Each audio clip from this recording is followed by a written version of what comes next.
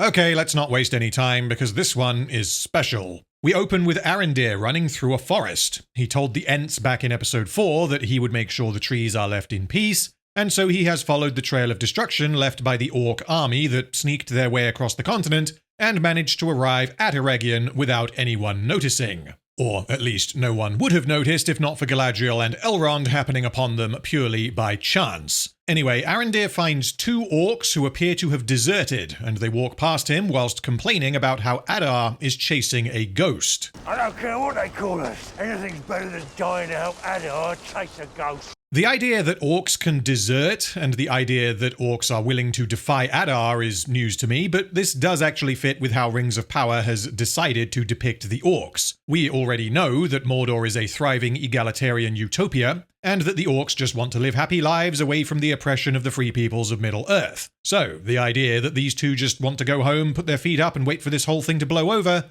is in line with the orcs of Rings of Power. My question, however, is that if these 2 orcs didn't want to die for a cause they don't believe in, then why did they march across Middle-earth before realizing that they don't want to die? The reason, of course, is because they are about to be fed to Arondir so that he can learn information that will become important later. Being an elf, Arondir, of course, has terrible hearing, and he is ambushed by a 3rd orc, and he swiftly dispatches all 3 of them, including the 2 who were just walking away in the other direction, claiming not to want to die. These 2 orcs who were just like, yeah, no, I'm actually not going to throw away my life attacking Eregion because Adar is hunting ghosts, then decide, but actually, you know what I will do instead? I'll walk up to this elf for no reason and let him choreograph me to death. The orcs in Rings of Power already make absolutely no fucking sense, but this scene makes it even worse. They are simultaneously depicted as free thinkers who are able to defy their master and go off and do their own thing, but the moment they see an elf, they will shed any semblance of autonomy and they will immediately attack him. And what does this lead to? Well, you see, the orcs were carrying a map containing what are presumably battle plans for the upcoming siege. Which means the writers wanted Arondir to discover that an army is about to attack Eregion, and of course he can't learn this by attacking an entire army and looting their corpses, so a couple of orcs just kind of decide to wander off after marching across the continent, whilst carrying their evil planses in their evil pocketses, thereby giving the writers the perfect opportunity to inject information into Arondir's brain. This is fucking terrible, but is pretty standard for Rings of Power. Time will only tell what this will lead to. Right, Arondir can't hear shit, Captain, and is lucky as all holy hell. Cut to Eregion. Celebrimbor is getting pissed off that he can't work out how to make the rings for men properly, despite using up all of the Mithril and working his smiths to the bone. Also, side point, these rings require an alloy consisting of silver and Mithril. This is not a tiny insignificant detail. This is critical and was a major plot point in the finale of Season 1. We were told in Season 1. The purity is crucial. I need gold and silver from Valinor. And given that Galadriel's dagger was some fucking how the only piece of Valinor silver in Eregion, we have no reason to believe that the Dwarven rings or the rings for men were crafted using Valinor silver, as the Elven rings were. Which means, given what the show has told us, Celebrimbor should be like, oh, fuck, we didn't use good enough silver. We should have waited and gone to Valinor to make sure it was pure enough. That explains why the dwarves have lost their fucking minds. But this didn't happen, because Celebrimbor didn't forget. The writers forgot for him. Anyway, we learn that the dwarves have not brought any more Mithril, so the elves cannot continue. Myrddania has attempted to contact the dwarves, but all of their dispatches have gone unanswered, which indicates that some time has passed. This also tells us that they have been running low on Mithril for quite a while now, but Celebrimbor hasn't noticed, nor has he been informed, because it is of course more dramatic for him to not realize until they have run completely dry. Celebrimbor is very pissed off in this scene, and it is honestly unclear why. He is in a difficult spot, but we have no idea what he actually thinks about what he is doing. He is stressed out because the Dwarven rings went wrong, and he is proving unable to craft the rings for men, but as I have been through previously, his actions involving both sets of rings do not make sense, and so his state of mind is incomprehensible. Celebrimbor then reveals that he has forgotten Myrddania's name. Annatar orders everyone to take a break, and then Celebrimbor remembers her name. We also see that there are mice in the forge, which is presumably meant to suggest that the forge isn't being cleaned as a result of Celebrimbor's focus on forging the rings and his failing memory. Why no one else is cleaning the forge, and why he didn't tell his cleaner to work overtime to account for all the extra forging, I have no idea. Celebrimbor is becoming forgetful and irritable, and he seems to be suffering from a magical form of dementia. And much like King Durin, this has happened exceptionally quickly, starting from the end of episode 5. However, Celebrimbor doesn't quite seem to be suffering from the same variety of fucking bonkers as King Durin. King Durin's actions don't make any sense whatsoever, and the actions of those around him allow this to play out as if he is merely a vanilla crazy person, whereas in the case of Celebrimbor, his mind does actually appear to be deteriorating as it might in the real-life case of dementia or Alzheimer's. In both cases, this has happened unbelievably quickly, but Celebrimbor's rationality seems to be more intact than King Durin's. King Durin wants to be immensely fucking rich all of a sudden, and ain't no Balrog gonna get in the way of that, whereas Celebrimbor does still want to make magic rings to save Middle-earth. He is just having trouble with basic tasks, such as remembering names and where he has placed his tools. Speaking of, this was so fucking close to being a moment of intelligent storytelling where Rings of Power implies something that is not immediately obvious, and for perhaps the first time in the entire series, rewarding the viewer for paying attention. Here's what I thought they had done. Celebrimbor is telling Annatar that he has misplaced his hammer, and we can see that the hammer is not on the table. Then Annatar says, "You mean that hammer?" And lo and behold, the hammer has appeared. This suggests that Celebrimbor is not just losing his mind. Annatar is actively fucking with him, and is convincing him that he is in worse shape than he actually is. Imagine finding someone with dementia and then rearranging their kitchen while they sleep and then pretending that actually the kitchen has always been this way. This adds a bit more depth to Annatar's manipulation of Celebrimbor, and because the absence of the hammer in the first shot was not at all focused on, this was, seemingly, a nice little detail that made me go, Rings of Power actually did something cool and effective. But then, I remembered what show I was watching, and I rewound the scene. It turns out that more than likely, this is a simple editing fuck-up. Shit! We have the close-up when Celebrimbor says she's called Merdania, and the hammer is on the table. Cut to the wide shot in which there is no hammer, and Annatar says his line, "You cannot be expected to remember everything." Cut back to the close-up in which there is still no hammer, and Celebrimbor says, "I've misplaced my hammer." Then we cut away to Annatar saying, "Oh, you mean that hammer?" And then, of course, the hammer has reappeared. Which means the hammer disappeared and then reappeared during this dialogue exchange. This kind of thing happens all the time in movies, where objects move around slightly, drinks fill back up, cigarettes change their length. These are all continuity errors, and they are pretty much inevitable due to the logistics of how movies and TV shows are filmed and edited. They are usually nothing more than simple continuity errors. They are mistakes that do not matter and that do not affect the story. The difference between that and this is that the dialogue in this scene is focused on Celebrimbor's failing perception of reality. Whether or not the hammer is actually on the table absolutely matters. Had the hammer been absent the entire time, only to reappear when Annatar makes it reappear, then this would have been excellent storytelling, as the visuals are subtly altered but are not focused upon until they become important. This kind of thing happens repeatedly in the film The Father, which deals with a man suffering from dementia, and the filmmakers repeatedly make very subtle changes to the sets and the characters' clothing, amongst other things, so that the audience perceives the world similar to the manner in which Anthony Hopkins' character perceives it. What happened here in Rings of Power, however, appears to be that the hammer is sometimes there and is sometimes not there, and my guess is that this is as a result of the scene being filmed multiple times from different angles, and for some reason, in the take that appears in the final version, when Celebrimbor recalls Merdania's name, the hammer is on the table when it should not be. This appears very low in the frame, it is not focused on at all, and were the hammer not important to the subsequent conversation, this would simply be a continuity error like any other. If, however, this was a deliberate choice, then this was remarkably poorly executed. Because the exact dialogue from Celebrimbor is, "Earlier, I could have sworn I left my hammer just here," suggesting that he put the hammer there earlier in the day. Whereas if we are expected to believe that the hammer was there just a few seconds ago, only to disappear inexplicably, then the more appropriate dialogue would be, "I could have sworn I left my hammer just there," as this would indicate that the hammer has indeed just disappeared or been misplaced. So, to summarize, if this was deliberate, then this was a good idea done very badly, and if this was accidental, then it is exactly the kind of incompetence that I have come to expect from Rings of Power. Anatar then informs Celebrimbor that the people of Eregion demand an audience with their lord, but Celebrimbor considers the rings to be his greatest responsibility. Until the 9 are complete, nothing else matters.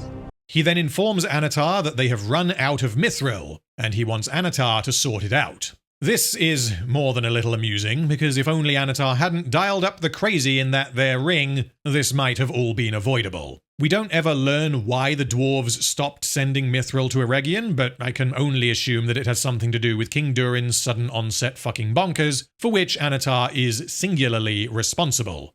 Anyway, the population of Eregion, like every faction in Amazon's Middle-earth, consists of about 50 people. I have no idea why Rings of Power is allergic to showing huge crowds of people to help give a sense of scale.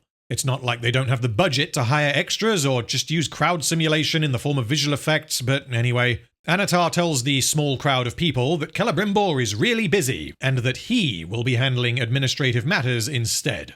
This is of course not what Celebrimbor agreed to, but he is not exactly in any fit state to stop Anatar from doing this. However, Anatar basically says in this scene, "I'm in charge now, you're all fired, and also no one is allowed to see Celebrimbor," which is about as suspicious a thing as he could possibly say, but you know how characters in Amazon's Middle-earth are. Eternally willing to accept the unacceptable, much like fans of Rings of Power, come to think of it. This tells us that Celebrimbor didn't appoint anyone to oversee the administrative side of running the city after deciding to dedicate his time to crafting Rings of Crazy with Anatar. There is no apparent system of leadership beyond Celebrimbor is the Lord, which is one of many ways in which Amazon's Rings of Power does not feel at all like a believable fantasy world. It feels like a cheap stage production with occasionally expensive-looking visual effects. Medania explains to Anatar that there are usually loads of people coming into the city via the gatehouse, but rather mysteriously, no one has arrived in the last day or so. A search party was sent out to see if the road was obstructed, but only one soldier returned. This tells us that, timeline-wise, the orcs arrived in the woods outside Eregion about a day prior to what we are seeing now. It turns out that the soldier who returned was returned dead, with a message carved into his flesh. The elves made the interesting decision not to place this mutilated corpse in a morgue or similar. They just kinda left him lying here on the street, and he appears to have been there since that morning. Washed up this morning. One would think that the guards of Eregion would want to conceal this mutilated body so as to avoid panic in the streets, but you know how guards are in Rings of Power. If there's one thing we can trust them to do, it's to do the opposite of what a person with a functioning brain would do. Additionally, the fact that Anatar is like, "Move over, minion, I'm in charge now," and the first fucking thing he has to do is deal with a corpse with a spooky message carved into it is unbelievably convenient. Because had these two events not lined up perfectly, then Celebrimbor would have been shown this corpse instead of Anatar, and this would have totally changed the trajectory of the final 3 episodes of Season 2. Anatar then orders the guards to bury the body. Show this to no one. Even though everyone has already seen it. It's been here since this morning, you fuck. Anyway, Anatar tells Medania not to disturb Celebrimbor, and that the smiths have been stripped of their duties. Given that Medania believes that Anatar is trying to heal Celebrimbor's spirit, this makes a bit of sense. Getting Celebrimbor to take some time off to get his head straight is something that she might believe Anatar would do. But, rather confusingly, Anatar expands his lie for no reason whatsoever. He continues, Pray that he finishes this work before it finishes him. This, to me, might be considered kind of a step backward. This is a strange and pointless fabrication, because he could have claimed that Celebrimbor was going to rest for a while, whilst ensuring that the forge is off limits, but he has instead claimed that Celebrimbor is going to continue working insane hours to get the magic rings finished whilst losing his mind, and he is going to do this in complete isolation. This should worry the tits off of Medania, but of course it doesn't because Anatar flirted with her that one time, and she agrees to inform the other smiths. Then she asks him what the message carved into the corpse actually said. Where is he? Anatar reveals the contents of the message to Medania for some reason, which should serve as yet another, admittedly small, red flag. But once you have a pile of 31 red flags, one would think you would get the fucking message. To be clear, what Medania should know at this point is that this guy Anatar appeared out of nowhere and started working with her boss to make world-changing magical rings. One of these rings transported her to the unseen world, and she was confronted with a dark being of pure evil. Anatar claimed that this was actually Celebrimboor, and that his spirit has been damaged in the process of making these rings. Celebrimbor's memory has since begun to deteriorate. Anatar has just fired everyone, and has prohibited them from seeing Celebrimbor. Now the city is being blockaded by someone, and they have just received a message saying, "Where is he?" carved into a corpse. I am not saying that Medania should know that Anatar is Sauron, because the elves in Eregion all believe that Sauron is gone and has been for over 1,000 years. However, I am saying that Medania should absolutely be suspicious of Anatar, but she simply isn't allowed to be, because I guess we're building to some big dramatic reveal. Characters shall be dumb or inconsistent so as to facilitate drama. Speaking of, Adar's plan at this point has not been revealed, but he is of course looking for Sauron, hence him asking the elves, where is he? So what language was this written in? I think the only logical answer is that this is written in Black speech, as Medania couldn't read it, but Anatar could. So if Adar wanted to send a message to the elves, he has made the interesting decision to write it in a language that none of them can understand, when both he and the elves can speak English. It makes sense, don't be a bitch. Anyway, Anatar walks onto the battlements and sees that there is smoke in the forest, and he realizes that the orcs are close. No one else in Eregion sees this smoke. How, you ask? Elves have incredible eyesight. Well, they just don't. The elves of Eregion are about to be ambushed by legions of orcs, and this is only possible because the elves of Amazon's Middle-earth are retarded. Okay, Sauron. Well, yeah, takes massive risks for no reason. We've already got that. Unbelievably lucky. We've got that. Okay, Celebrimbor lets himself get manipulated whilst aware that he is getting manipulated. And, yeah, again, Medania doesn't question anything when she should be questioning everything. Cut to Adar, who is having a nice candlelit dinner with Galadriel. Glug has lovingly prepared a feast, including fresh meat, berries, and vegetables. This scene is a massive exposition dump, but the short version is that Adar has worked out that Halbrand is Sauron, and that Sauron is in Eregion, and he wants to team up with Galadriel to defeat him. How Adar knows any of this has yet to be revealed, so I will put a pin in this for now, and I will continue under the assumption that this makes sense until it is revealed otherwise. Adar explains at length how rock-hard he used to be for Sauron, and this in turn causes Galadriel to start leaking at the mere thought of him. This would all be a lot more meaningful if we understood the prior relationship Sauron had with Adar. All we know is that Adar was on Team Sauron, and then Sauron did a thing that Adar didn't like, which resulted in the unfortunate incident with the spiky crown. Why Adar was working with Sauron, for how long he was working with Sauron, and how this relationship persisted despite their diametrically opposed perspectives regarding the orcs, I have no idea. What we do learn from this scene, however, is that Sauron promised Adar children in exchange for his cooperation, although how this works is left entirely ambiguous. Orcs existed prior to the Second Age, yes, even if we just go by Rings of Power, and so presumably Adar wanted some or all of the orcs to be his children for some reason, and so Sauron then granted them free will, maybe? I don't think that makes a lick of sense, but that's the best I can do with the tangled web of horse shit that has been placed before me.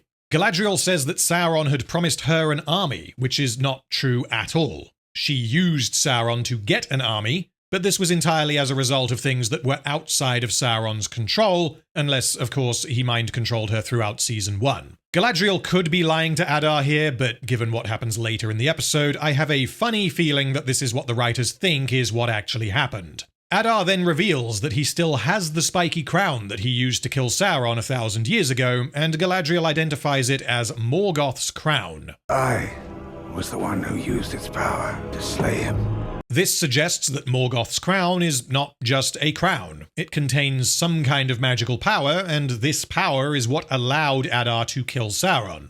Whether this will actually lead to anything, I have no idea, but for the moment, this seems a pointless clarification, because the crown itself isn't what actually killed Sauron. Adar stabbed him in the neck with the crown, and he was then stabbed to death by orcs. However, Adar believes that the crown alone is not enough to kill Sauron, and he wants to use it alongside the Elven Rings. It is said the 3 Elven Rings saved your kind from fading. I can't even begin to think how on earth Adar could possibly have learned about the Elven Rings. He has been in Mordor the entire time, and we have no reason to believe that he has spoken to any elves who would have known about the success of the 3. In fact, the only people who we can be sure do know about the Tree of Symbolism being healed are the 50 or so of the elves in Lindon, as they were present when it happened, Anatar, who knows because shut up and don't think about it, and Celebrimbor, who knows because Anatar told him. We can actually go even more fundamental. How does Adar know that the rings even exist? He can't know, unless it is revealed in the final 2 episodes that Sauron told him for some reason. Adar apparently wants to combo the Elven Rings with Morgoth's magical headpiece to obliterate Sauron once and for all, and it is unclear why he thinks this would work. The logical through-line of, okay, magical anti-evil rings might be able to destroy Sauron is somewhat coherent, but the sudden revelation that this crown is magical in nature, and the fact that Adar considers it necessary in defeating Sauron, is just an extra layer of complexity that I am sure will make even less sense as the series continues. The fate of that city now rests on your ability to put aside your pride. Oh god, okay, Eregion is absolutely fucked then. You cannot be asking Galadriel to accept that she made a mistake. And no doubt the writers will repeatedly jump in front of the dildo of consequences as it rapidly approaches Galadriel, and they will ensure that it is thoroughly lubricated so that Galadriel is protected from meaningfully facing any repercussions. Anyway, we then cut away because this scene has been sliced in half, for your viewing pleasure, of course, and we will return to this conversation later in the episode. Okay, Galadriel thinks Sauron tricked her with an army. Adar guesses things inexplicably and is correct. Sauron promised him children and is insanely lucky. Cut to Numenor, where Pharazôn is sentencing Elendil for the unrest in the prior episode, and also for treason. I don't understand how exactly Elendil's actions constitute treason, by any definition. If you recall, Elendil did commit treason in Season 1 by bringing Galadriel to Numenor in the first place, but it is clarified later that Pharazôn is referring to Elendil's actions in the last few days, which doesn't make any sense unless Pharazôn is just chatting shit to punish a guy that he doesn't like.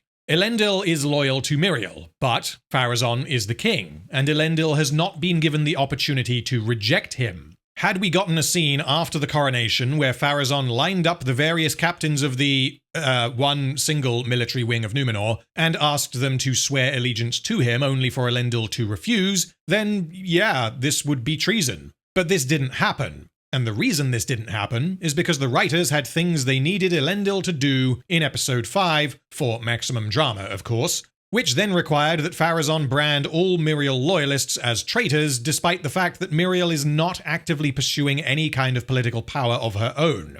Elendil is subsequently sentenced to death. The reaction from the crowd is amusingly black and white, because Team Pharazôn is like, yeah, fuck Elendil, and Team Mithril is like, no, he must live. The populace not particularly liking Mithril after the whole volcano incident, not to mention the Palantir, is understandable. But surely at least a portion of Pharazôn's supporters would see that he is clearly acting like an insane dictator through his immediate persecution of his political opponents. Given his many years of faithful service to our kingdom. See, this is why you need to be careful with your words. The Faithful are a faction of which Elendil is a part, and to which Pharazôn is opposed. And yet, Pharazôn has just said that Elendil gave many years of faithful service to the kingdom. He is using the word faithful as an adjective. But given that Elendil is specifically here because of his devotion to the faithful, I highly doubt that Pharazôn would be this careless in his choice of words. But again, Pharazôn wasn't careless, the writers were careless for him. Pretty pathetic, huh? Elendil is then given the opportunity to be set free, provided he renounces his crimes and pledges loyalty to Pharazôn. This is exactly what should have happened in episode 5. Pharazôn has just taken over despite a large number of people still being loyal to Mithril, and his first actions are to strip all of his perceived opponents of their rank and forcefully disrupt their prayer sessions. None of this would have been necessary had either Mithril spoken with Pharazôn at any point following her discussion with Elendil, or had Pharazôn summoned the Mithril loyalists to make sure everyone was accepting of his kingship before doing anything drastic. Anyway, Lord Buggernuts asks if Elendil renounces his crimes. Elendil says yes, but he refuses to accept Pharazôn as the king of Numenor. I do not, for Numenor's true ruler is now, and to the end of her days, Mithril! But Elendil, you were there. The eagle was there, and this means that Pharazôn is the king. What part of this are you not understanding? From what the show has told us, Pharazôn has taken over by purely legitimate means. Pharazôn is the true king of Numenor, and even if Pharazôn did somehow usurp Mithril by illegal means and he is not the legitimate ruler, Mithril would at this point abdicate, thereby making Pharazôn the legitimate ruler. Because I have no idea how the electoral monarchy in Numenor works, outside of the fact that if an eagle shows up then you win, I have no idea what sense can be made of this.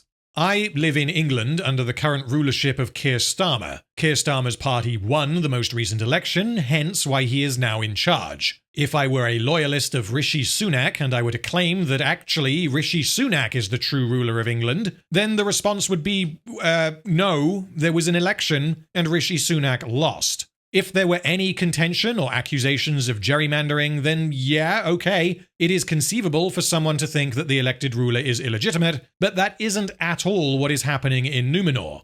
Elendil likes Mithril, and he doesn't like Pharazôn, and there is seemingly no conceivable manner by which he will ever accept Pharazôn as the king, even though, as far as we can tell, Pharazôn did not use any underhanded or illegal means by which to become king. And the only traitor here is you. Elendil is behaving as though Pharazôn murdered King Tar Palantir and then blackmailed Mithril into handing over leadership to him, but this is not at all what happened. Pharazôn wanting to become the king, as he stated has been his goal his entire life, is not treason, in much the same way that the Labour government wanting to beat the Conservative government is not treason. As far as we can tell, Pharazôn played entirely by the rules, and he used the tools he had at his disposal to win. This is, of course, oversimplified to hell and back, because, lest we forget, Eagle, but principally he won because the people of Numenor preferred him to Mithril. Elendil is then taken away, and Lord Buggernuts says, "Perhaps we should let the Valar decide his fate." I'm sorry, what? I thought the whole deal with the Valar was that you guys don't believe in them. This confusion is as a result of me making logical connections based on what Rings of Power has actually told us. I am desperately trying to make sense of something that has not been explained and cannot possibly be inferred. So far, we know that the faithful are loyal to the elves and the Valar, and we know that Pharazôn doesn't like the faithful. Implication being that Pharazôn and his ilk are not loyal to the Valar. But because the Valar exist within Middle-earth, this is not as simple as saying that Pharazôn doesn't believe in the Valar. We get clarity on this later, and when I say clarity, I mean it becomes clear that this makes absolutely no fucking sense. But for now, it appears that Pharazôn accepts that the Valar exist, but he doesn't like them. And the reason Lord Buggernuts is suggesting to allow the Valar to decide Elendil's fate is because they don't think the Valar will let him live. If the faithful wish to live by the old traditions, they ought to die by them as well. Oh my god, yes, please, the sea is always right. Please do it. This is going to be so fucking funny. Okay, Elendil, utterly loyal to Mithril, but doesn't do what Mithril commands. Pharazôn was unhappy with Kemen's actions and wants to make an example of Elendil. And he seems to believe in the Valar, but doesn't like them? Question mark.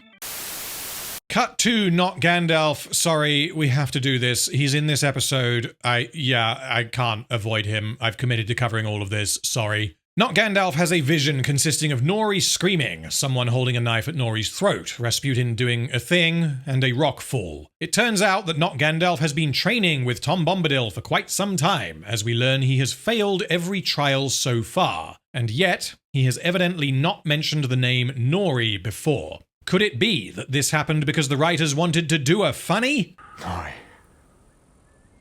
Snoring? Who's snoring? fuck off, stop trying, I hate both you and the air you breathe. So this quick scene is yet another instance of magical bullshit being injected into the story by the writers to make things happen. So far, we have the rings, the Palantir, and not Gandalf's screwy brain, all of which are leveraged by the writers to motivate certain characters. In this case, Not Gandalf is motivated to quickly learn how to wizard so as to protect Nori. Not Gandalf asks if the visions he has are set or if they are only possible futures, and Tom Bombadil gives a vague non-answer because of course he does, but Not Gandalf is then told that if he fails this next trial, there will not be another, before we cut away. After a brief detour in Desert Shire, which I will get to in a minute, we return to Not Gandalf. Tom Bombadil has taken him to find his staff. If you recall, we were told in episode 4 via extremely vague and flowery dialogue that once you prove yourself worthy of a staff, then it is yours already. So, why has he taken Not Gandalf to find a staff if he has failed every trial thus far? I have no fucking idea. You'll find your true staff only when the vision of your heart is single to the service of the secret fire. What is the secret fire? And is this even a reasonable question to ask? This is mentioned once in the Peter Jackson movies, where Gandalf says, I am a servant of the secret fire, wielder of the flame of Arnor, the dark fire will not avail you, flame of Udun. We don't need to know specifically what any of that actually means, because the meaning of Gandalf's dialogue as a whole is clear. Gandalf is attempting to prevent the Balrog from pursuing them further. He is saying, don't fuck with me, and he proceeds to cast a spell. Conversely, in Rings of Power, Tom Bombadil has mentioned the secret fire twice, but has not explained it either to us or to Not Gandalf. We know that he needs to try really hard to serve the secret fire, but I don't have a clue what that sentence even means, nor, it seems, does Not Gandalf. He is presented with hundreds of trees, and he is told, you have all the time you need, unless you have somewhere else you wish to be. I saw Nori. Oh, fuck off, are we doing The Empire Strikes Back? No, you fool, you must stay to complete your training. Too dangerous it is, fuck off. In The Empire Strikes Back, the reason why Luke was told he cannot leave is because Yoda and Obi-Wan knew that it was a trap, and they believed Vader would kill Luke. He needed to complete his training so as to be able to face Vader. In Rings of Power, however, we have no idea why Not Gandalf has to stay. Saving Nori from spooky visions has nothing to do with his capability to save the world and fulfill his destiny. But, because we need drama in a TV show, he has to choose tits or destiny. Your friend or your destiny. Yeah, I fucking got that. Thank you. You don't need to spell it out for me. Not Gandalf continues that if he doesn't find Nori soon, she will die, and he rather amusingly dodges the fact that her not having already died 7 times over is a miracle in and of itself. And the response from Tomboloid is, many that die deserve life. Some that live deserve death. Who are you to give it to them? Fuck you.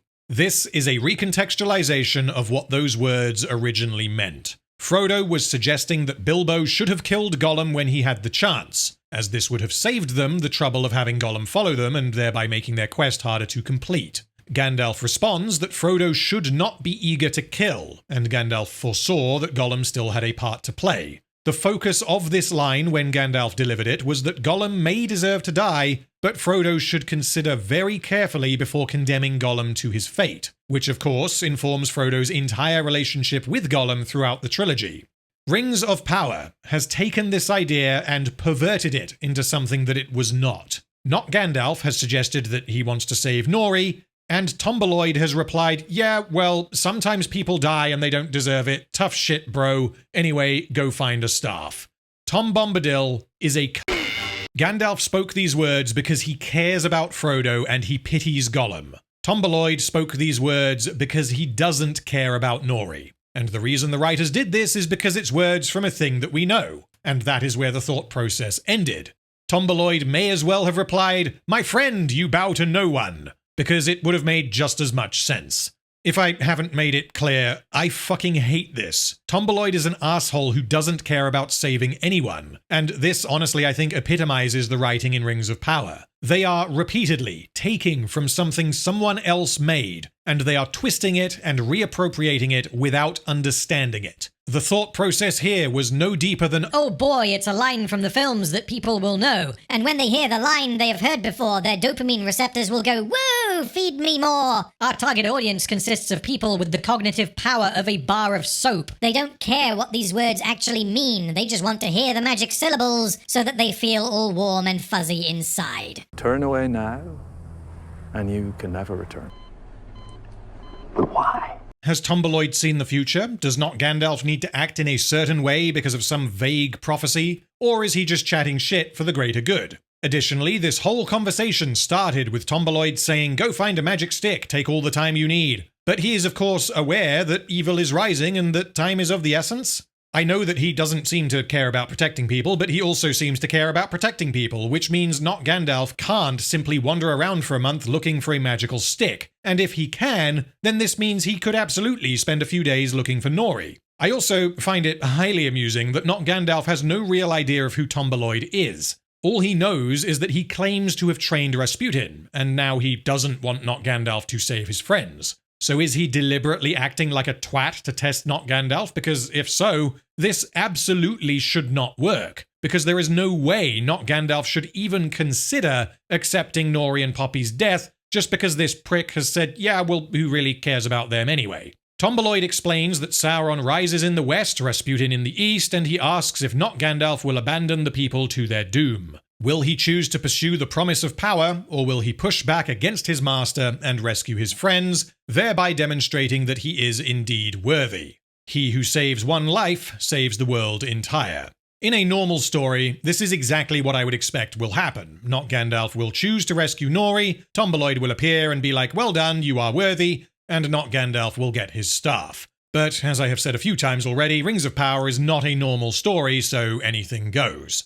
This could, however, absolutely be a test, but if this is a test, then it has been set up exceptionally poorly, because Tomboloid has said, save your friends or find a magic stick. You aren't allowed to do both, don't ask why, them's the rules. For this kind of thing to work, it has to be plausible that the one being tested could choose either option. In Spider-Man, the Green Goblin forces Spider-Man to choose between saving the woman he loves and saving a cable car full of children. In The Dark Knight, the Joker forces Batman to choose between saving the woman he loves and saving the hero Gotham needs. In Superman, Lex Luthor forces Superman to choose between stopping 2 missiles, each heading towards different cities. Does he stop the one he promised to stop first, or does he break his promise and save the woman he loves instead? In Rings of Power, it is not plausible that not Gandalf would ever sacrifice his friends for what Tomboloid has told him is the greater good. Nori is the only person that he cares about on an emotional level, and Poppy, she exists. And given that the whole find magic stick and save world eventually thing has not been explained clearly at all, it is not plausible at all that not Gandalf would be like, well, some that die deserve life, shit happens, I'ma get my magic stick. Tom Bombadil is an insufferable prick, thinks he is funny, doesn't understand moral conundrums, and he cares about people, but also doesn't care about people, thinks time is of the essence, but also doesn't care to do things quickly. The last time we saw the people of Short, Skeletor had shown up looking for the halflings, then his Skeleborb pointed his sword at Gundabale in a threatening manner, and then we cut away because this is Rings of Power, that's how we do things. We can only assume that they left without incident and did exactly what I speculated upon at the time, despite this being absurd. They have gone back to Rasputin like, yeah, we might have found the halflings, now can you please do our job for us? Anyway, Nori asks Gundabale why she doesn't leave, so as to be free from Skeletor's oppression. Nori doesn't appear to understand that the stores live in a non-mobile village, and that if they were to run, they would be leaving everything behind. Gundabale proceeds to explain the concept of a home to Nori, and the sentimentality she has for hers. The point of this is to make Nori, the migratory Harfoot, understand that actually staying in one spot might be pretty cool. This is very likely going to lead her somewhere very painful for us, but for now, the writers are ping-ponging her back and forth depending on what emotional beat they want her to hit, evidently taking notes from how Elrond was written in Season 1. In Episode 1, Nori missed her home. In Episode 4, Nori was sad that she didn't have a home. And now in Episode 6, Nori tries to explain to Gundabale that having a home isn't important, and she then learns that actually homes are important. This is almost certainly leading somewhere, perhaps to a certain prophesized Holy Land far to the west, with rolling green hills, the Green Dragon Inn, Bilbo and Frodo, and oh, I'd like to see the thing that I know. Yeah, I was guessing in Season 1 that Nori might found the Shire at some point in Rings of Power, but the stonks have gone through the fucking roof in these last couple of episodes. Anyway, regrettably, now it is time for painfully drawn-out, unfunny, retarded comedy, and for both our sakes, I'll do this quickly. Poppy asks Simple Jack why they call him Nobody. It turns out that his parents were as simple as he is because they didn't decide to name him until a couple of years ago. He then asks Poppy on a date, they kiss, and oh no, he has smelly breath because he ate a lizard for dinner. Now I find myself in something of a catch-22. Whenever the Harfoots are on screen, they make me want to drive to the top of the nearest hill, tie my nuts to a car, and disengage the handbrake. However, I also thoroughly dislike the tendency in bad stories, such as this, to exclusively develop relationships off-screen. The reason why this is shitty writing is because it relies upon the audience doing the writer's job for them. And Rings of Power is not a TV show in which characters have conversations with each other and the audience learns about them through their dialogue. Rings of Power is a TV show in which characters tell each other their character traits, then we cut away dramatically, and the next time we see these characters, their relationship has developed off-screen. The substance of Poppy and Simple Jack's relationship is that they looked at each other, he smiled in the same way that a 3-year-old might smile whilst they look you dead in the eyes and piss on your carpet, and now, less than 24 hours later, he's like, excuse me, would you like to, and then they kiss. I really do not wish that I had seen more of this relationship, but that is because I wish that these characters did not exist. Given that they regrettably do exist, and given that they are evidently attracted to each other, it would have been nice to understand why they are attracted to each other. That shouldn't be too much to ask, right? That is kind of the bare bones of what character writing is, conveying what a person thinks about something. Alas, that seems too much to expect from the writers of Rings of Power. Anyway, Nori realizes that she is the reason why the stores are in trouble, and she considers turning herself in to protect the others. But Poppy tells Nori that if she turns herself in, she may be putting the whole world at risk, and they agree to fight for not Gandalf. The only reason Poppy would suggest to stay and fight is if they think they can actually win, because if they do not win, then Skeletor will sack the village and presumably kill many of them, only to capture Nori and Poppy anyway. I don't know how this is going to work, if they are going to Home Alone the shit out of the village that Skeletor has apparently been to multiple times before. And honestly, at this point, the best move from Nori's perspective would probably be to load up on supplies and then head for the Hermit's Hat constellation, which is what they were following previously. Gundabale would likely be on board with this idea because if Rasputin and Skeletor return and Nori is not here, then they can tear up the village as much as they like. This would probably be a better outcome than staying and fighting. Alternatively, given that Skeletor has somehow identified not Gandalf's companions as Harfoots, specifically when he would have no reason to assume this, another option would be for Nori and Poppy to change their clothing and pretend to be stores. But no, this subplot needs something to build towards, so the people of Short are going to prepare for a battle against Skeletor and Rasputin. Okay, Nori doesn't understand homes, wishes she had a home. Poppy wants to stay and fight, believes they can defeat Skeletor and Rasputin, and Gundabale is extremely attached to her home for sentimental reasons, would rather die protecting her home than leave it. We now return to Khazad-dûm, where the dwarves are continuing to mine and the streets are running with gold. King Durin has lifted his silly restrictions and wheelbarrows full of gold are literally being dumped in his throne room.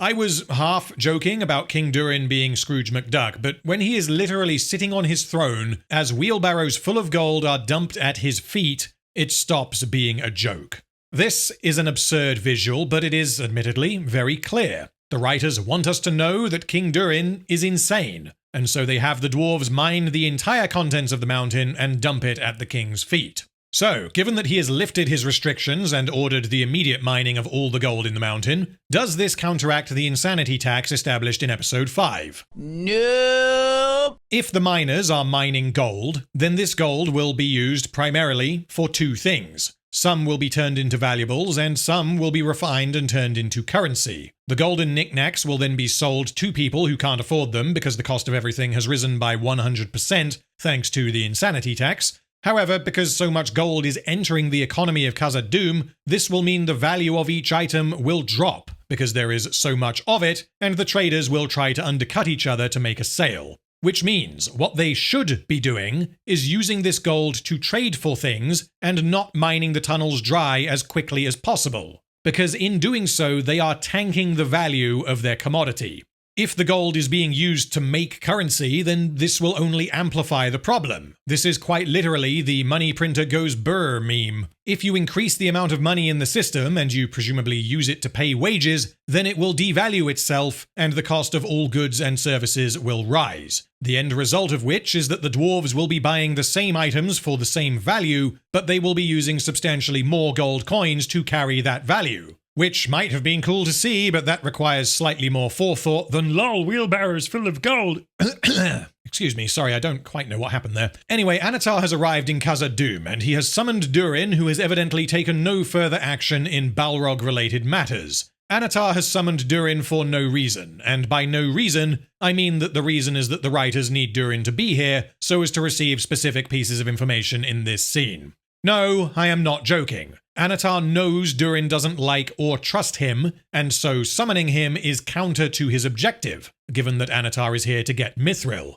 But a random Afumatakeru. Maybe Sauron deliberately summoned a Durin because he is a master of a deception and he is planting certain seeds in Durin's mind so that he can predict Durin's actions later. Retarded alter ego, what are you even dressed as? Do you even know? We don't watch anime. What the fuck abomination is that? Tasuketi kudashi. Henken no naka ni tojikome rarete shimata no desu. When the fuck did you learn how to speak weeb? Fuck it, I'll deal with you later. No, saying that this was all part of the plan doesn't work either, because at no point does Durin say, bro, why the fuck am I here? Like, why would you ever want to talk to me about Mithril when you can just not? You can't take a character like Sauron in a show like Rings of Power and immediately justify this absurd nonsense by saying, well, Sauron wanted it to happen, you see. He's just that clever and that good at manipulating people. They tried this in Season 1, retconning what actually happened and suggesting that actually Sauron was in control of Galadriel the entire time. It didn't work then, and it sure as shit is not going to work now. If the writers are indeed inserting Durin into this scene because they need him to know about the invasion, for example, then they are relying on Durin being an idiot and not asking obvious questions. Anyway, Annatar informs the dwarves that Eregion is under threat of invasion, and that he needs more Mithril immediately so that he can complete the remaining Rings of Power.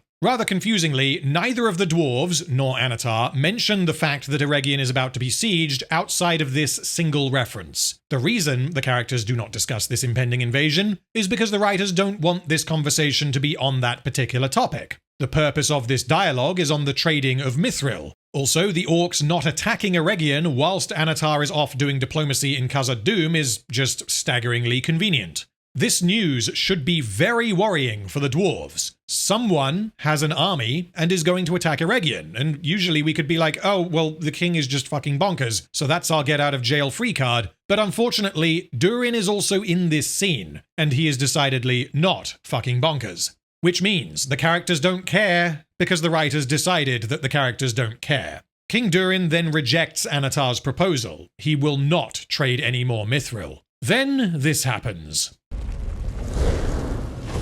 Yeah, so I don't know what to make of this. The suggestion, I think, is that Sauron is controlling the Balrog, and that this was a little dream sequence where we kind of see his thoughts represented on screen. I don't think that he made there be a little Balrog in the fire because no one else reacted to it, but then again, this is Rings of Power, where this kind of thing happens all the fucking time. I think this is probably the most charitable reading we can give, but it brings with it a whole load of questions. Ejecting source knowledge and ejecting the Peter Jackson movies, if we just take what Rings of Power has told us, we don't actually know what the Balrog is. We know that they were corrupted or created by Morgoth, and we know that they are evil, and we know this from the fairy tale in episode 5 of season 1. What connection Sauron has with this thing is entirely unknown. He evidently knows that it exists, but whether it is a minion of his or if he is literally mind-controlling it, I have no idea.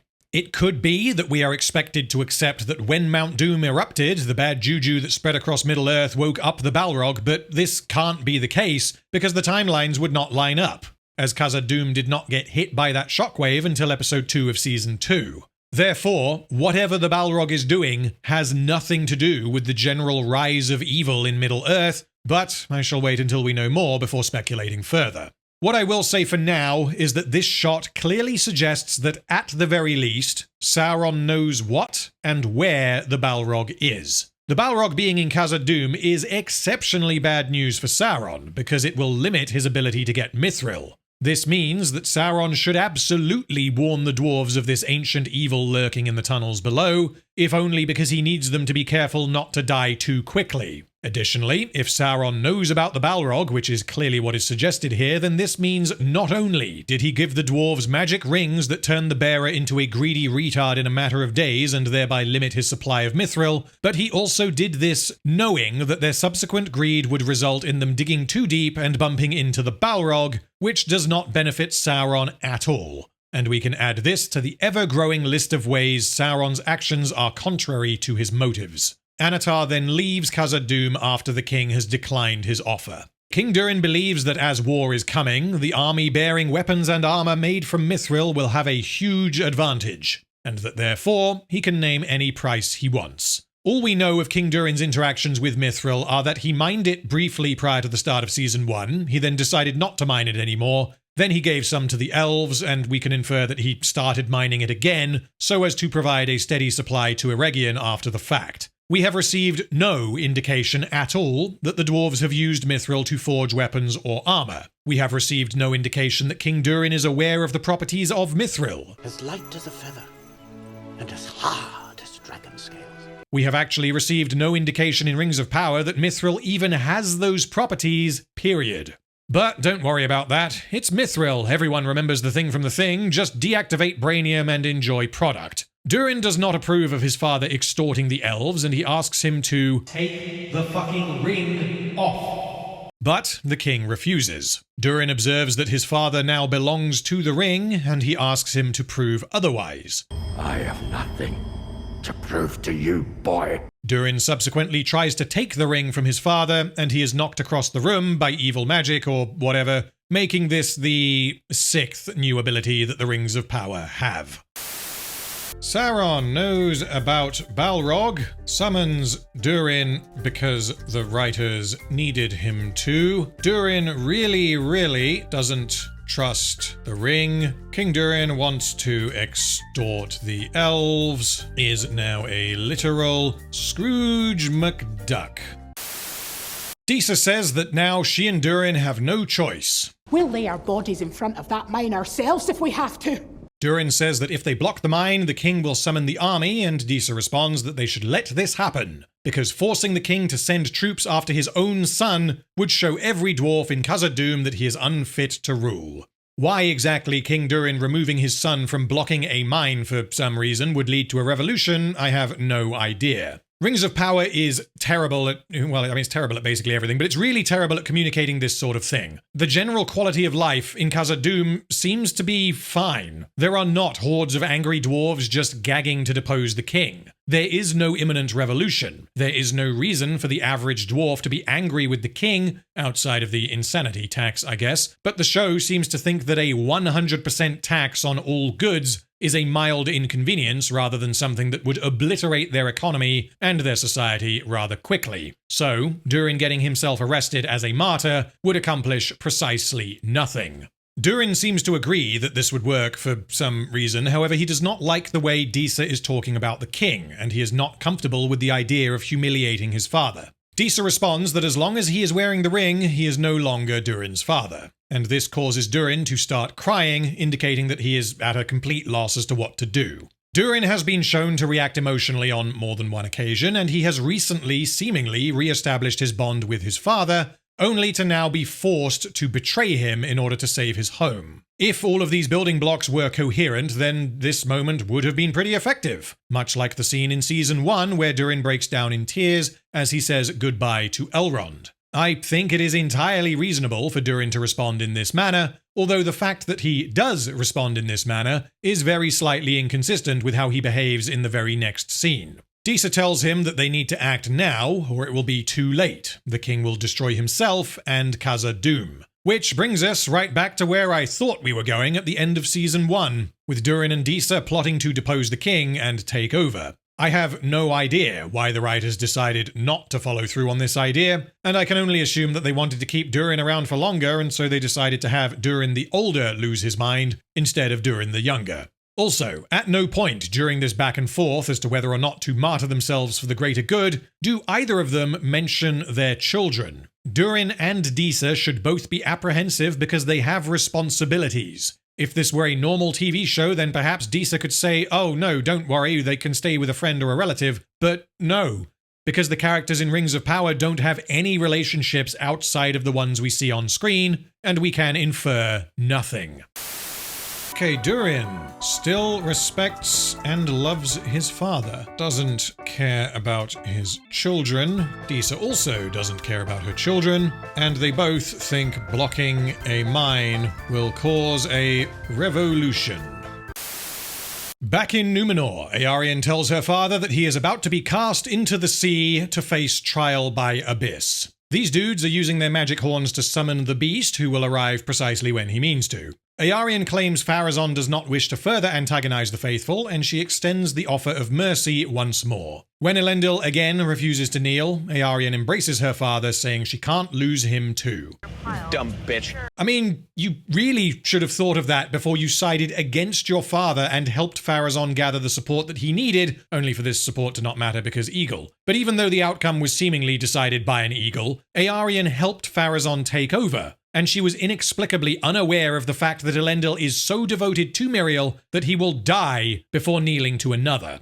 Eärien now appears to be entirely on Team Pharazôn, even though Pharazôn's actions are causing the Numenorians to suffer. Eäryen's only motivator in Season 1 was that she didn't want Mithril to go to war because she did not want her friends and family to die, which is precisely why she turned on Mithril and helped Pharazôn take the throne. But we have no idea what she actually thinks of Pharazôn's actions at this point. She also does not acknowledge the fact that one of her oldest friends, Afroc, was just murdered by Kemen, which indicates that no one has told her. However, Elendil obviously knows what happened, and he could very easily say, "You fucking idiot, they killed your friend, they are obviously evil," in an effort to get Eärien to understand who Pharazôn is and what he wants.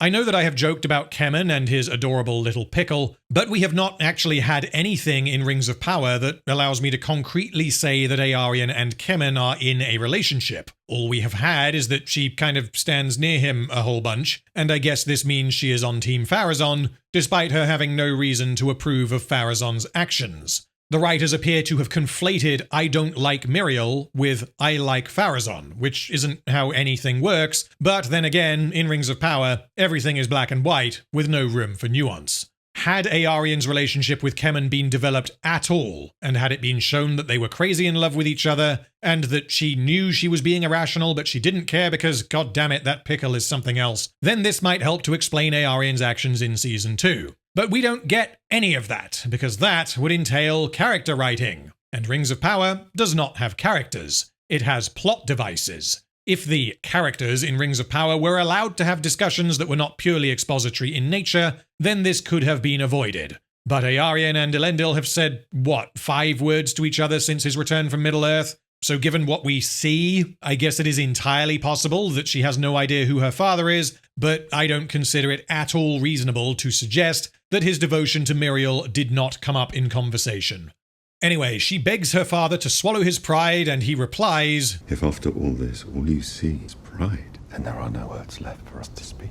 It turns out that Pharazôn predicted that Elendil would say that. King said you'd say that. Pharazôn predicted that when Eärien says, "Please swallow your pride," that Elendil would respond that if all she sees is pride, then there are no words left for them to speak.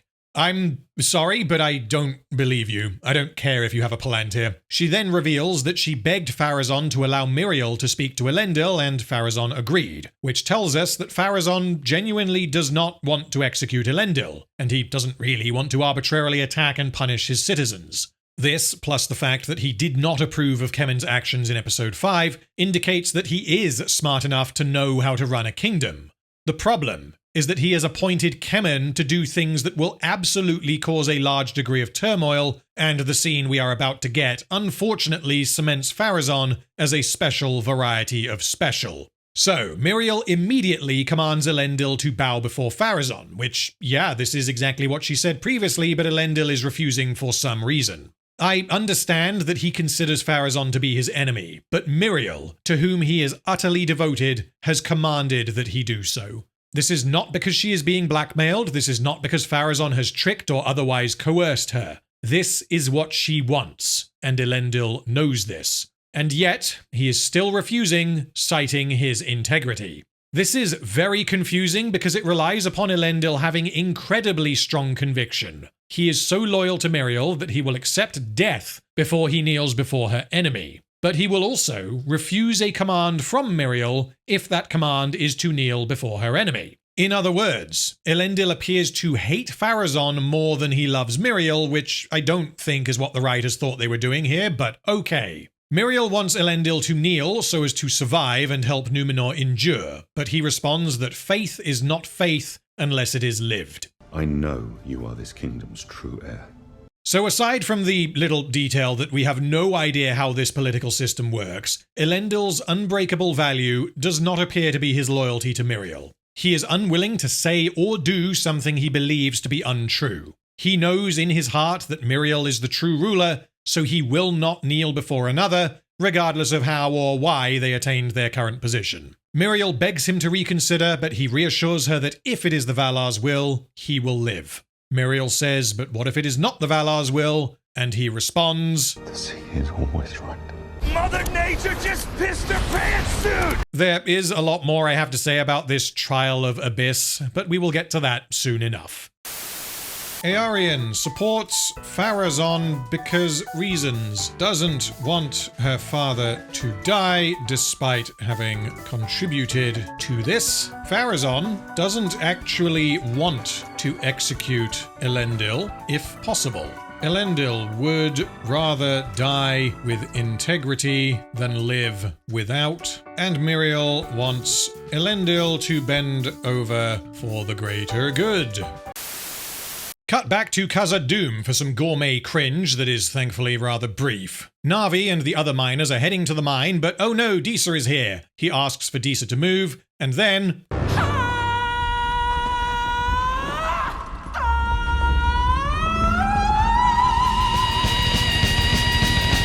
Oh no, bats. Yeah, this is a remarkably short-term solution to this problem, unless she is planning on summoning bats forever. She presumably knew that there were bats in that cave, and if so, then it sure is lucky that there were bats in that cave. In a normal TV show, they might maybe have a conversation with Na'vi, who was shown repeatedly to be hesitant to follow the king's insane orders, but because this is Rings of Power, bats. There's bats. Did Disa vibrate the cave at the right frequency and spook the bats? Did she speak bat? Did she do magical bullshit and now there are bats? I have no fucking idea. Also, Na'vi and the others are just gonna immediately come back, likely in greater numbers, and try again. They'll be back.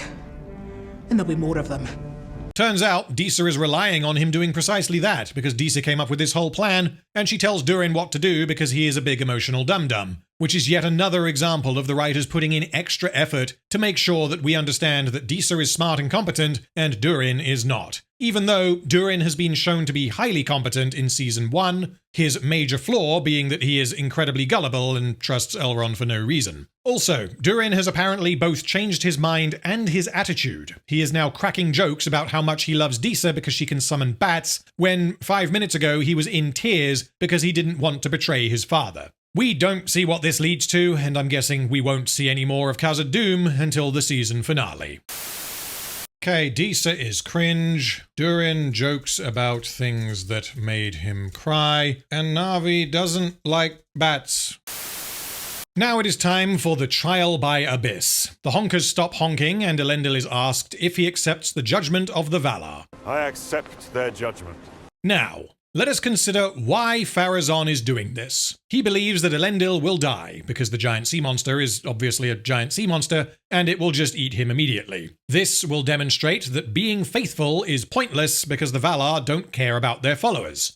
Okay, this lines up a little. It will help him weaken his opposition, both by making an example of Elendil and by showing that worshipping the Valar is foolish. The show seems to think that this is similar to throwing someone out of an aeroplane without a parachute and saying, well, if their god is real, they will be saved, which obviously would not happen, and this would thereby function as an execution with a guarantee of success. However, the reason why they have chosen this method of execution for Elendil is because it has precedent. This was a tradition from when the faithful ruled Numenor. There must therefore be recorded history of this trial taking place. Lord Buggernuts suggested this trial as a means of execution, which suggests that people do not survive the trial by abyss. The problem is that he and Pharazôn can only believe this if they do not have any recorded history, or if they cannot read, and given the stakes for what Pharazôn is currently doing, one would think that if he is going to agree to the trial by abyss for Elendil, then he would at least do a tiny bit of research and find out what it actually is. There must be multiple instances of people taking this trial and surviving. I say this because otherwise, the faithful are loyal to the Valar despite having systematically thrown people at gigantic sea monsters to demonstrate their faith, only for them all to be eaten immediately. The reason Pharazôn and Lord Buggernuts didn't have this conversation previously, however, is because that would reveal to the audience that the trial by abyss is not a guaranteed death sentence, which would then neuter the stakes of whatever is about to happen, and would reveal Pharazôn and Lord Buggernuts to be idiots who can't read too good. Anyway, then Mithril shows up like, yo, let me take his place. Apparently, there is some bullshit rule where because Elendil committed treason in Miriel's name, even though this wasn't treason, she can take his place in the trial by abyss, which, again, Pharazôn would fucking know this if he had done any reading. And it is revealed momentarily that Lord Buggernuts did know about this bullshit rule, because he confirms to Pharazôn that, yeah, this is indeed how it works. The problem is that if Mithril taking Elendil's place, and there was the remotest chance of her surviving, then there is absolutely no fucking way Pharazôn would have agreed to this, because if this happens, it will be the worst possible outcome for him. Far worse than merely executing Elendil via more conventional means. Eärien then tells Pharazôn that, yeah, them's the rules, and Lord Buggernuts confirms that Mithril can indeed take Elendil's place. Which means Lord Buggernuts does know seemingly all there is to know about the trial by abyss, and yet he still considered it to be a death sentence. I'm not quite sure how to say this, but here goes. This tells us that the faithful had this trial that they gave out to people who had broken the law. They considered this trial to be a chance to invite the Valar to intervene and save their faithful servants. This ended in death every single time, or at least enough times for Lord Buggernuts to consider it to be as good as a death sentence. Which means the faithful received regular reminders that the Valar do not give two shits about them, and yet they remained faithful. This is like burning someone you accuse of being a witch, believing that if she is indeed a witch, then she will use dark magic to save herself. For this to never happen, to be left with piles of corpses of innocent women, and to maintain that, yep, these witches, I tell ya. And yes, I am well aware that this happened in real life en masse. The difference between real life and Amazon's Middle Earth is that in Amazon's Middle Earth, the higher power known as the Valar absolutely, provably, objectively, and undeniably exist. Even people like Pharazôn, who do not like the Valar, do not appear to deny their existence, which means every single death from the trial by abyss is not evidence that the Valar do not exist, it is evidence that the Valar do not fucking care about the faithful. In summary, the existence of this trial as depicted relies entirely upon an implied history that cannot have taken place in any coherent manner. So, Pharazôn allows Mithril to take Elendil's place, seemingly with no hesitation at all, indicating that he is entirely concerned with the letter of the law. Elendil also allows this to happen, and he doesn't kneel before Pharazôn to save Mithril, when that absolutely would have been an option. He is content with Mithril essentially taking a leap of faith that they both believe will very likely result in her death. Mithril is then taken into the pool, is pulled under, and says hi to this giant Cthulhu monster, and she is then ejected from the water. Lord Buggernuts concludes that the Valar have deemed her, and thereby Elendil, to be innocent. I can't phrase this any better than I did 2 years ago. Help me out, past me. Oh no, the worst possible thing is happening as a result of the characters being total fucking retards. Just another day in Amazon's Middle-earth. Pharazon is not happy about this, and I have no idea why he agreed to this. It would have been far easier to just execute Elendil for treason as originally planned. But instead, because Pharazon is a fucking idiot, he decided, well, actually, why don't I put on a big show where I do this ritual that the faithful used to do, both to execute Elendil and demonstrate that the faithful are wrong to be faithful. And rather predictably, everything goes wrong, and this instead demonstrates that Mithril has the Valar's favor. Also, does this now mean that Pharazon is a faithful because Cthulhu decided not to eat Mithril and therefore the Valar like her? All this Numenor superstition is getting out of hand. Their plant life dictates their military actions, their political system is dictated by eagles, and their criminal justice system is run by a Cthulhu monster. But, as the saying goes, we then see Pharazon using the Palantir, possibly for the first time, we have no idea. He sees Mount Doom and Halbrand, which serves as another mystery box, but this also tells us that the visions the Palantir dishes out are seemingly different for each person, which is incongruous with the fact that it only showed the flooding of Numenor until a few days ago. And, I missed this in part 5, just because Elendil has a vision that was not a flood, this does not mean that the flood is not going to happen. Maybe the flood happens the following day after Elendil's vision. Mithril can't possibly know, which means her actions throughout this entire season are built on entirely baseless assumptions.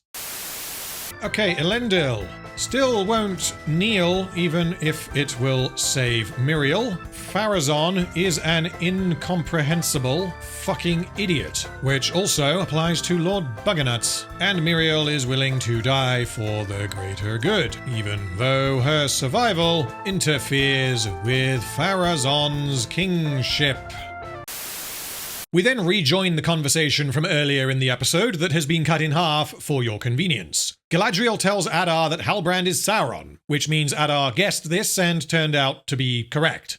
Again, I have a lot to say about Adar and Sauron's evil plans here, but I am perhaps naively holding out hope that there is a little bit more to it than Adar guessed and was right. But if it turns out by the end of the season that, yeah, that's kind of all we get, then I will gleefully tear this apart when I do the end of season autopsy. Galadriel says that they have a momentary advantage, because Sauron will remain in Eregion until he has finished making his magic rings. She tells Adar that Elrond is traveling from Lindon with an army of elves, and Elrond is carrying Galadriel's ring. Oh yeah, it's all coming together. Why? Why would you ever tell Adar this? You are doing that thing again, Galadriel. You see a guy who is very obviously evil, you have begun to gush, and now you have allowed him to strum you like a harp. Adar didn't even have to try. He was just like, we're not so different, you and I. And now Galadriel has just spilled her bean all over him. I think I may have gotten my idioms mixed up there, but anyway, no time to cry over spilled cow goo. She explains that when Elrond arrives, she and Elrond will go into Eregion and separate Sauron from Celebrimbor, at which point Galadriel and Adar will kill him. To state the fucking obvious, this plan is utterly insane. Sauron is by far the most powerful entity we have seen in Rings of Power. He is capable of entering and manipulating people's minds simply by touching them. Given what we have seen him do, it is not entirely unreasonable to suggest that he can effectively give them a psychic lobotomy. In the cases of Galadriel and Adar, as they have both previously allowed Sauron to worm his way inside their minds, to use Adar's words, he may well be capable of far more, perhaps literal mind control, perhaps forcing them to fight each other or kill themselves. But even if we strip all of this way back to what we know for certain, Galadriel states later in this conversation that Sauron may have control over all of Eregion by now, and her plan is to enter Eregion with Elrond, who, need I remind you, is a diplomat, and not some insane legendary warrior. They plan to get Sauron away from Celebrimbor through unspecified means, incapacitate him, at which point she and Adar will atomize him and everyone will live happily ever after. There is no reason why this would work. There is no reason why Galadriel should believe that this will work. There is no reason why Adar should accept this insane plan as anything other than a suicide mission. His response should be, bitch, are you fucking high? Adar then asks what will happen to him and the orcs. Will your High King permit us to return home in peace? Or will he proceed with his plans to invade Mordor? But wait, you can't know that. Adar has read the fucking script. I don't know what else I am meant to assume. There is no way that Adar can know about these plans, if for no other reason than that these plans have not yet turned into actions. The only way he could know is if one of the elven commanders is also a spy, which is so retarded that I think even Rings of Power would not stoop that low. But then again, this is the show that had many people survive a volcano to the face, so I guess I should probably be treating this as confirmation that one of Gil-galad's commanders is a spy working for Adar. In the mother of all twists that no one could possibly have seen coming, Adar changes his mind and says, "Your drive to prove your virtue will work right into Sauron's designs." And he reveals that this was all a ruse. He was playing along and was using Galadriel to get information for his siege. He has tricked her and has both confirmed Sauron's identity and location, as well as where Galadriel's ring is. This makes Adar's decision to kill the elven scouts previously rather questionable, because he could absolutely have asked them if anyone rather suspicious has shown up in Eregion in the last few days. Additionally, it is incredibly lucky that Adar was able to capture Galadriel and learn this information, because this hinges upon him accidentally showing up in the forest at the same time as Galadriel, but after the messenger carrying Celebrimbor's letter, Galadriel throwing herself at the orcs for some reason, and her getting captured and revealing information that she only knows because the ring told her. I also find it highly amusing that Adar claims to want to live in peace with his children, but he has already obliterated an entire corner of Middle-earth, and he is about to destroy a city and everyone in it. Adar apparently has two objectives. He wants to kill Sauron, and he wants to be left alone to live in Mordor with the orcs. He must know that demolishing Eregion is not something that will ever be forgotten by the elves, and this will absolutely lead to the deaths of many orcs, quite possibly the eradication of their entire race. Given his claimed objective, Adar should absolutely want to cooperate with the elves, but he doesn't, because he is a character in Rings of Power. I would make a joke here about Galadriel being so unbelievably gullible and easily manipulable that she has allowed both of Rings of Power's primary villains to trick her into doing exactly what they want, but honestly, she shouldn't really have any reason to believe that Adar is lying to her. She absolutely should not have volunteered the information she did, but the one thing she can be pretty certain of is that Adar considers the orcs to be his children, and that he cares for them. And so the idea that actually Adar is going to slam them repeatedly into the walls of Eregion isn't a prospect that Galadriel should have reasonably considered. In an attempt to dissuade Adar from attacking Eregion, she says, "All of Eregion may well be under Sauron's control by now." I am entirely unsure what the writers are implying here, because Galadriel seems to be saying that Eregion's defenses will be stronger now that Sauron is in control of the city, and if Sauron wasn't a factor, then the elves wouldn't defend their home?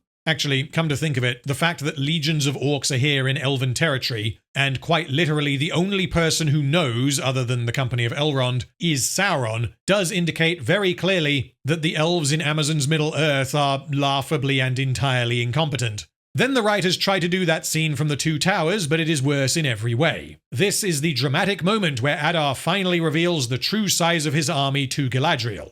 In the Two Towers, this is an incredibly effective moment. The scale of the army, the deafening noise, and Wormtongue's reaction. We have not had a single moment that comes even close to depicting this kind of scale in Rings of Power. So, how does Rings of Power do it? It will take far more than a legion of your children. Did you really think I would attempt to challenge the might of Sauron with a single legion? This is pathetic. He has a couple hundred dickheads running around in the woods, and they all light their fires to reveal themselves because they telepathically knew that Adar was finished speaking. This is so obviously staged for a camera. This is not visually impactful whatsoever, and it is not clear how many orcs there even are.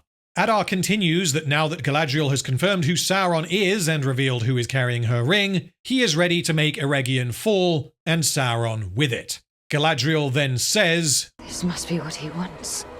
Fucking what? This whole scene is an absurd back and forth of, oh, we can't do that because this is what Sauron wants. Bitch, why didn't you think that he wanted you to just walk up to the front door, bing bong, hey Sauron, have you met my friend Elrond? He's really politician-y, so you can absolutely trust him. Also, hey, what's that over there? Quick, Adar, stab him with the spiky hat. Galadriel seemed to be aware earlier in the season that Sauron knows her mind, and this was the whole reason why Elrond became involved in this mission. Galadriel cannot know that her actions are not exactly what Sauron wants, because he knows her deepest, darkest secrets, and he can predict her actions. So why is she now like, oh no, this thing that I really don't want to happen must also be what Sauron wants? She has no reason to believe this. I am going to hold off on discussing Sauron's actual plan, because it is currently as clear as a brick wall, but let's quickly consider what Galadriel seems to think Sauron's plan is. She thinks that Sauron has lured Adar's army to Eregion, and that Sauron wishes for Adar to lay siege to the city. This would require that Adar has a reason to attack Eregion, and he didn't prior to confirming that Sauron and Halbrand are the same person, which he was only able to confirm because he accidentally bumped into Galadriel in the woods. From Galadriel's perspective, Adar only knows that Halbrand/Sauron is in Eregion because she just told him. Galadriel also believes, thanks to the ring telling her, that Sauron is using Celebrimbor to create evil rings to control Middle-earth. If Eregion is destroyed, he will be unable to do this. By all accounts, it doesn't make sense.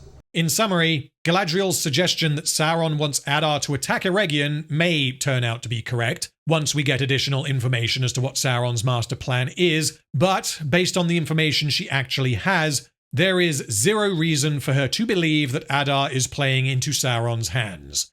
Having just explained his evil plan to Galadriel, Adar decides to keep her alive, presumably to place her in an easily escapable situation involving an overly elaborate and exotic death. Galadriel is then restrained by 2 orcs. Yes, 2. Despite the fact that Galadriel is the greatest soldier to ever soldier. This is the second time Rings of Power has done this, and it makes understanding the relative strengths of the elves, orcs, and men impossible to comprehend. Glug is shown to be somewhat apprehensive as he approaches Adar, having heard Galadriel's protests, before Adar sounds the war horn and the army marches on Eregion. We then see that the orcs have a whole load of siege equipment that they presumably wheeled across the continent with them by hand. They don't have any trolls or other beasties to do the heavy lifting for them, and I don't accept this at all. You are not pushing a fucking catapult hundreds of miles across hills and through mud. This is absurd.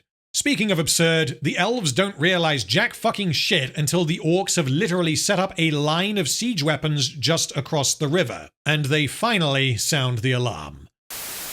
Okay, Galadriel gets tricked by evil yet a fucking again. Thinks everything she doesn't like is Sauron's evil plan and can be restrained by 2 orcs. Adar continues to be insanely lucky, wants to demolish Eregion whilst also wanting the elves to leave him in peace. Glug, yeah, we got him. Glug no want war, Glug want happy. When Glug releases Galadriel in episode 7, I am going to laugh so fucking hard. Celebrimbor is inside the forge doing some doodling, and then he hears the commotion and realizes something is up. There are screams coming from outside, and Anatar slides in like, don't worry, buddy, I'm sorting this out. Don't you dare look out of your window. This is, once again, comedically suspicious behavior, and thankfully, in this instance, Celebrimbor shoves Anatar away to get past him, and after a brief altercation, Anatar releases Celebrimbor and allows him to walk away. He says, leave this tower now, and when the men of Middle-earth fall, I swear to you, every soul in the seen or unseen world will know that it was you who was the architect of their demise.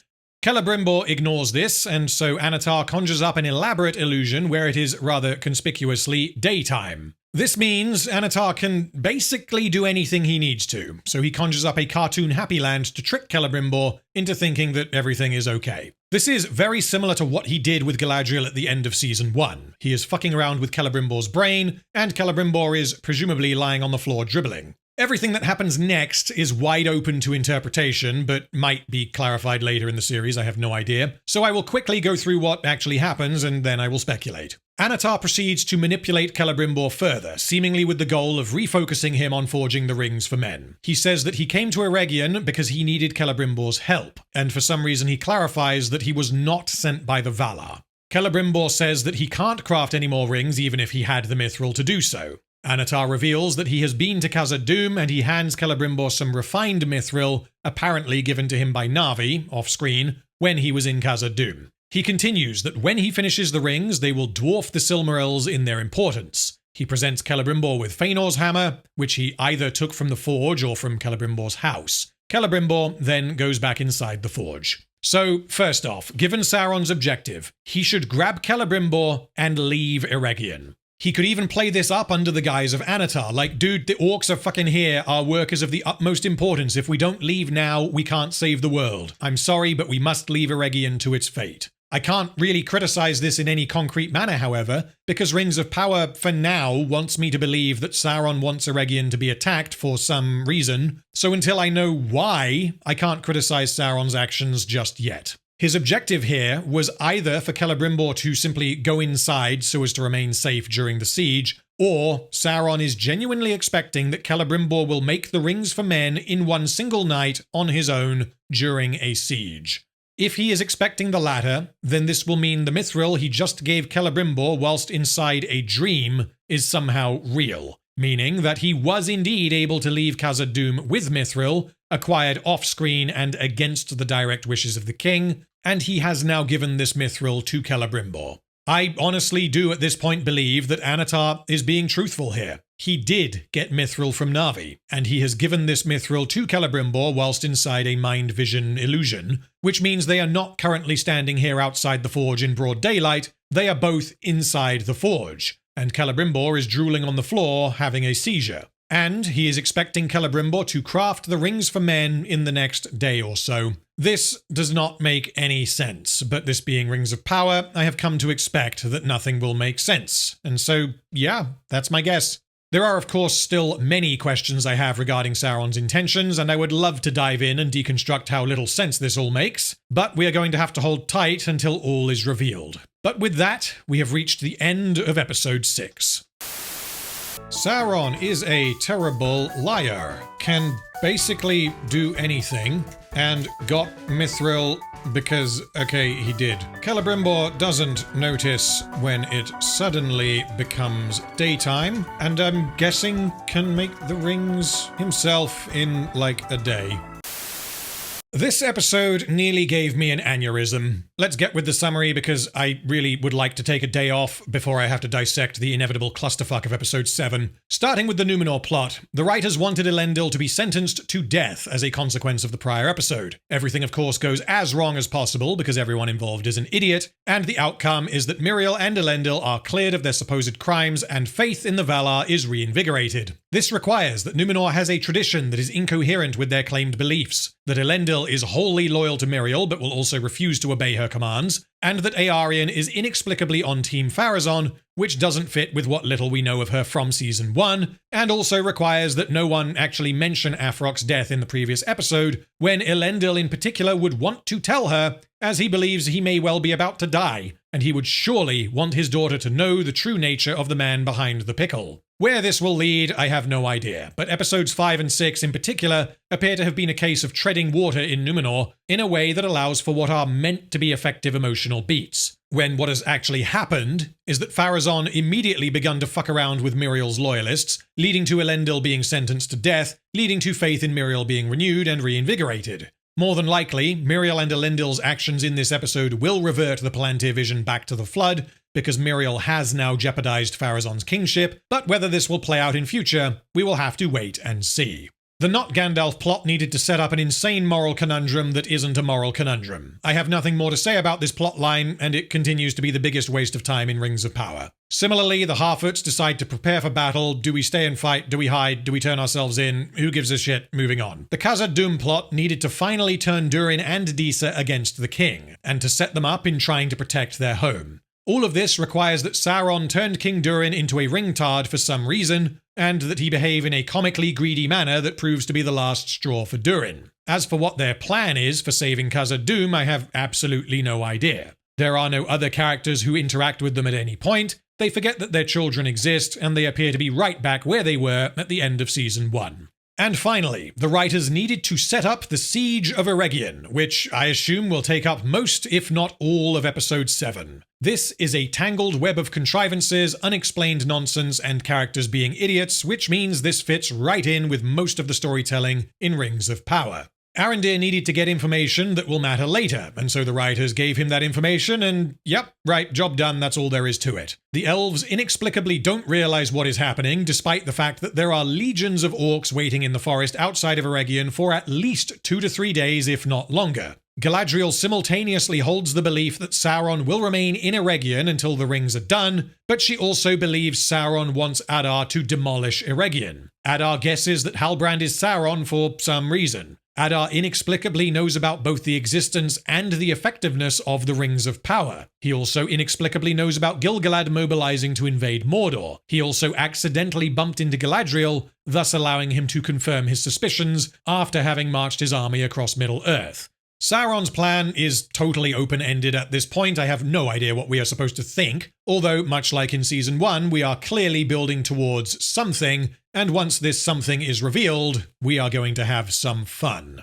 In summary, this episode is a scattered mess of a setup, and Episode 7 is going to be a complete clusterfuck. Pretty much nothing in Rings of Power is functional at this point, and we continue to waste time with what feels like incredibly pointless side quests in Rune, thoroughly contrived drama in Numenor and Khazad-dûm, and an utterly absurd sequence of events involving Galadriel, Adar, and Sauron. I am simultaneously morbidly curious and filled with dread when considering the prospect of Episode 7, because it is likely going to be a similar deal to Episode 6 of Season 1. When writers as bad as these are writing simple scenes where two characters have a conversation, there is only so much that can go wrong. And in the case of Rings of Power, it goes wrong in basically every instance. But when you give this caliber of writers massive-scale action sequences along the lines of the Helm's Deep battle, it is inevitably going to result in problem after problem, spamming at such a rate that the audience can't keep up. Regarding Episode 6, however, this is definitely one of the worst of Season 2, but how bad it truly is somewhat dependent on the nature of the grand reveal as to Sauron and Adar's plan, but I look forward to properly dissecting those when the time comes. Well, thank you as always for watching through to the end. If you did enjoy the video, please give me a like and subscribe if you have not already. In the video description, you will find links to the second channel where I upload a variety of side content, including live streams and the music that I use in these videos, as well as the community Discord server. We are very much in the home stretch now. Episodes 7 and 8 will be out in the next couple of weeks, copyright permitting, and there will be a final autopsy video afterwards, similar to what I did for Season 1. Anyway, thank you again so much for watching, and I will return to you at the turn of the tide in Part 7.